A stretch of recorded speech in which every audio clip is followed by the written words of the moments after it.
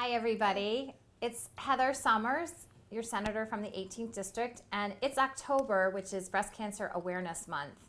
And I have the honor of speaking with somebody who is in our district and also a good friend of ours. Her name is Bree Foster. She's a nurse. They are recent additions to Connecticut. They haven't lived here too long. And Bree self-diagnosed herself, found a lump, and was diagnosed with breast cancer at 30 years old. So I wanted an opportunity for Bree to share her story.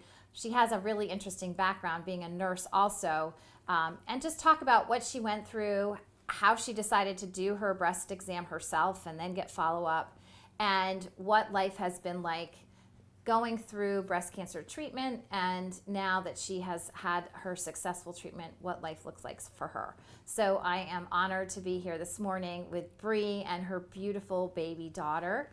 Welcome, Bree. Hi, how are you? Thank you. Good. How are you? Good. So we're just here to really talk about your experience, and you have a lot to offer, especially for younger women that may not take having breast cancer seriously, thinking, oh, that people that are older need to get mammograms and things like that. So why don't you just share your story, and I'll just stare at your gorgeous daughter. Of course, yeah. Well, I was kind of one of those people. I never thought we don't have anyone in our family that has any kind of cancer, so this was never even on my radar at all whatsoever. But I was, we had just moved up here, and I had just started working, and the girl that was orienting me, she just found out her sister had breast cancer, and they kind of were similar. She was in her 30s, they had no family history, so, and she found out just doing like a self-exam, which I never did, and it kind of scared me. I'm like, oh man, I never do self-exams, so that day in the shower, that night, I did a self-exam and I found a pretty big lump, which at first I kind of was thinking that I was imagining it, because I'm like, there's no way, but it was pretty big. So I went and got it checked out immediately, and it turned out to be stage 3 already, a pretty aggressive cancer. So we started treatment, and So you had just moved here. Mm-hmm. You were in Connecticut for literally just a little bit. I'm not sure how long. And you started your job. Mm-hmm. And one of your colleagues' sisters had breast cancer, and you were just having a conversation about it. And it made you think, oh, geez, I never do myself breast exam. I better go check. And that night you found something. Yes, that night. Wow. You have to wonder if that was meant to be, that you had that conversation. It did feel very much meant to be. Yeah, Mm-hmm. yeah. So where did you go for treatment? You went to your local doctor, and then where did you have treatment, and what did the treatment entail? So yeah, I just I didn't have a gynecologist, but I just found a gynecologist nearby. They sent me in for a mammogram, ultrasound, and then immediately set me up with an oncologist, and actually at the time a reproductive endocrinologist, so that we could do fertility treatment or fertility preservation. So talk to the people watching about that at a young age. Yeah. Being a nurse, you Yeah. understood, what could happen when you're going through chemo or radiation. So Yeah, so all of those treatments can affect your fertility permanently, not always, but there is a chance. So I was 30 at the time, and we kind of were thinking about having kids. So obviously that got put on hold, but we were able to do freeze embryos and just kind of have like a backup plan in case it did affect your fertility. Of course, right? yeah, Okay. yeah. So that was really interesting information. Did you know that as a nurse already, or No. was that something that you learned when you went through the process? It's definitely something I learned going through the process. I kind of assumed that it would affect my fertility, but I just didn't know all of the details and how serious it was and what kind of treatment. Because not everybody has to have chemo. Some people, if they catch it in early stages, they can just get, well, not just, but they can get a mastectomy. Or they monitor long term. They can take hormone therapy, things like that. So everybody's treatment is different. One of the things when I was talking to Dr. Blue over at L&M, he's the head of radiology, he was expressing the same sentiment that you are, that if you were somebody who had maybe gone in or had done your self exam and found this when it was smaller, there's better chances of not having to have such aggressive treatment depending on what kind of type of cancer that it is you're diagnosed with. Correct. So you went, and then what hospital did you go to have your treatment? Were you able to do that locally, or did you have to go to Yale? Or? So initially we went to Yale, and I kind of got my treatment plan set up there. And then I was able to go to the Cancer Center in Waterford to get my infusions so I didn't have to travel so far. So it was infusions like every 3 weeks at first, and then every week for 12 weeks, and then every 3 weeks after that for like a year. And the surgery I had was at Yale, but most of this stuff I was able to get done locally at Waterford. And then the radiation was also done in Waterford. So the whole process from the time that you were diagnosed and then your surgery and all your treatment, how long did you have to be treated for the type of cancer that you had? It was a little over a year. So I think I was diagnosed in April of 2017. And I think I finished everything. My surgery was actually on Halloween that year. So Halloween's always a big day for us. It's my cancer-free. Right, absolutely. That was like no evidence of disease. And then after that, I had infusions. They were kind of like a immunotherapy type infusions for the specific cancer I had. And I got that done until the following July. So talk to us about the treatments. Like, what were they like? What did you experience? I know that many of the women that we've talked to, when they first hear the diagnosis that you have breast cancer, the ones that I've talked to have said it's like they're not hearing anything else and you just are frozen. And then you're so concerned about, the treatments and how you're going to feel, etc. Do you want to share what that experience was like? I definitely experienced that tunnel vision hearing thing where just everything kind of shut down. But my doctor at the time was pretty good about it. Like, he kind of explained things, and then he was like, here's my number. Call me whenever you're ready or when you're at home with your husband, and we can go over all this again.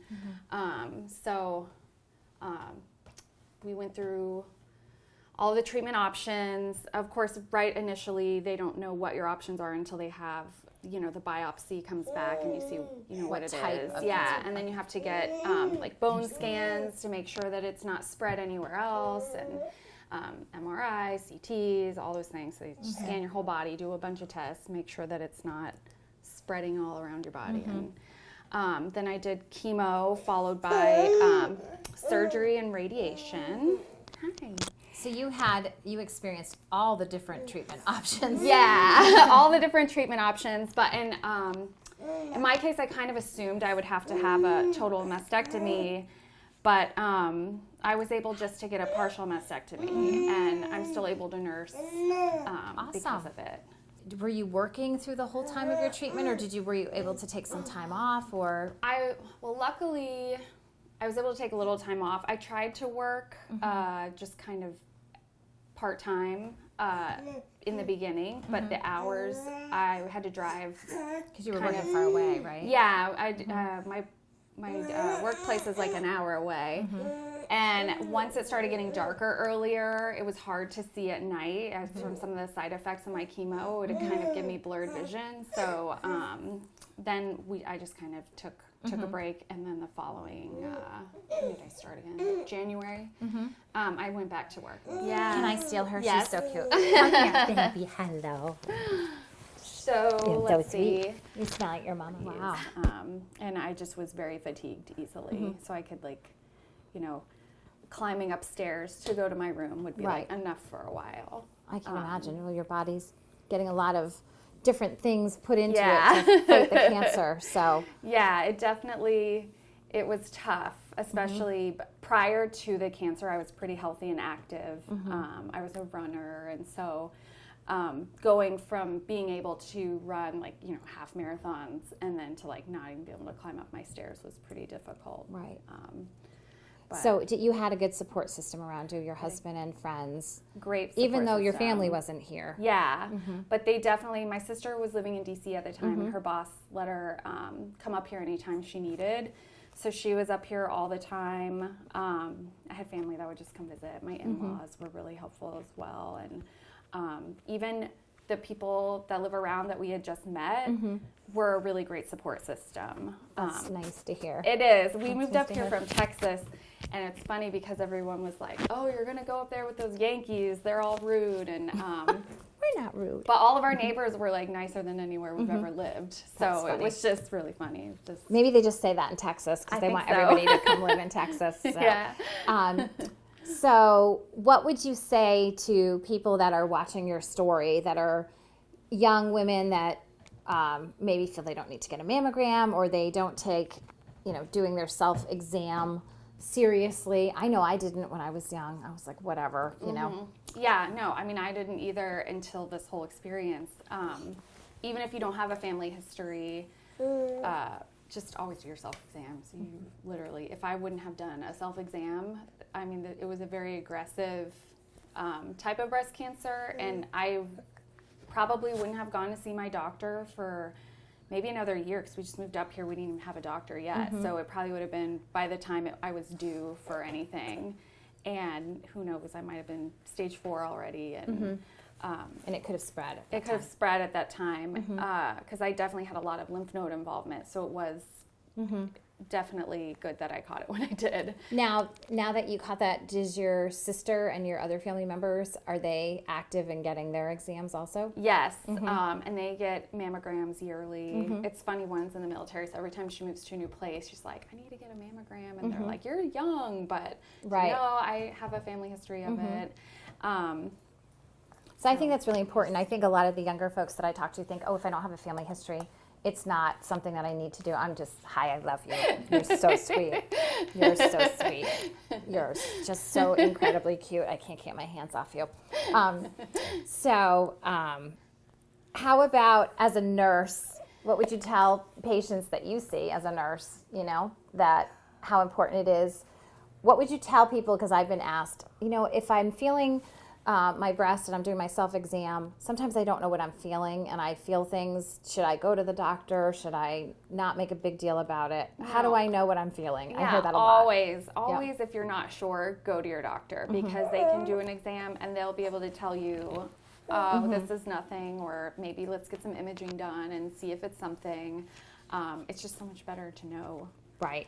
And that way you can get it treated. And the earlier you detect it, the better it is. Right. They were saying the earlier the detection, the survival rate is like 92%. Yes. And as you wait and wait and wait, it really significantly drops. And now talk about the best part of your life these days, which I just don't want to give back. You want to go see your mama? Yeah. So after all of that, you're, forward thinking and being able to freeze embryos, etc. Now you have this wonderful little addition to your life. Oh my gosh, she's the best. She's the sweetest, happiest girl, and I really don't think she would be here if I wouldn't have done that self-exam that day. Really, truly. Isn't that amazing? You think about it, you just happen to have that conversation Yeah. sort of randomly in the hospital, and that really sparked everything. Thankfully you had that and you listened, and it really seems unreal though that you had the conversation, you went home and you found something that night. It does. I really thought it was I have a tendency to have these hypochondriac thoughts, especially you see so much as a nurse. You're like, oh, I have that, I have that, I have that. And I called my husband up. I was like, do you feel this or is this all in my head? And he was like, oh, no, I definitely feel that. Yeah, it still doesn't feel real. This year is 4 years being cancer-free, so... Congratulations. On Halloween, right? Yes, on Halloween. So coming up, her 4th year anniversary of being cancer-free. And I forgot to tell you that Bree works in labor and delivery. So she's around women and babies all the time. So, I know that she's a wealth of information. And we're just so happy that everything has worked out well for you and Chase and this little peanut who is just adorable. Yeah. So thank you for joining us and listening to Bree's story. We thought it was important to share. Somebody in our district who's young, who has experienced this, and just by almost happenstance had a conversation with a nurse she was working with, and the nurse mentioned to her about her sister, and she went home that night and did her self-exam and found something, and has really been through a lot, and now is the proud mom of this beautiful little one who is just the center and the apple of everybody's eye. She's so sweet. And what would you say in closing to anybody getting a mammogram? Some people are afraid that it hurts, and I just did a mammogram live to show people it does not hurt. It feels a little awkward, but it doesn't hurt. The people are wonderful that set you up. So nice. Oh my gosh, the nicest people that that run those machines and that do the screenings. Yeah, it doesn't hurt. It's a little uncomfortable. It's a little awkward, but it's really in 15 minutes. Yeah, it's so quick. It's so easy. Just get it done and do your self-exam, because you just literally never know. Right. No It can absolutely save your life. It really can. 30 years old, no family history. All the genetic tests were negative. It just Really? Wow. One of those things. Well, we're so glad that you're cancer-free and that you're here with us, and congratulations. And Thank you. we'll all celebrate with you on this October 31st, which is coming up really soon. Yeah. So thanks for being with us, and we're going to have you back when we talk about other women issues, okay? All right. All right. Thanks so much. Bye-bye.